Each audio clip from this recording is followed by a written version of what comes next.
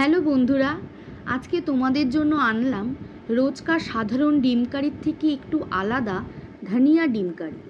ডিমগুলোকে সেদ্ধ করে নিয়ে তাতে নুন, হলুদ, লঙ্কার গুঁড়ো মাখিয়ে ভালো করে ভেজে তুলে নিয়ে ওই তেলে দুটো মাঝারি সাইজের কুচনো পেঁয়াজ, 5-6 কোয়া রসুন, একটু আদা, 4-5টা লঙ্কা, অল্প কাজু দিয়ে নরম হওয়া পর্যন্ত ভেজে তুলে নিলাম।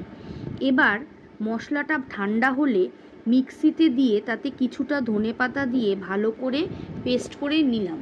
কড়াইতে আবারও সামান্য একটু তেল দিয়ে তাতে গোটা গরম মশলা ফোড়ন দিয়ে মিক্সিতে পেস্ট করে রাখা মশলাটা দিয়ে দিলাম। একটু পরে স্বাদমতো নুন, ফেটানো টক দই, সামান্য গোলমরিচ, জিরের গুঁড়ো ও অল্প জল দিয়ে মশলাটা ভালো করে কষিয়ে নিলাম।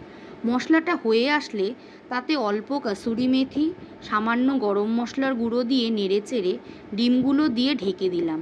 5 মিনিট পর ঢাকনা সরিয়ে নামিয়ে নিলেই রেডি ধনিয়া ডিম কারি। সব মিলিয়ে রান্নাটা যতটা সহজ, খেতে ততটাই সুস্বাদু। রেসিপিটি যদি ভালো লাগে তাহলে অবশ্যই লাইক, কমেন্ট এবং শেয়ার করে দেবেন। আর এরকম নতুন নতুন রান্না দেখার জন্য প্রোফাইলটা ফলো করবেন। ধন্যবাদ।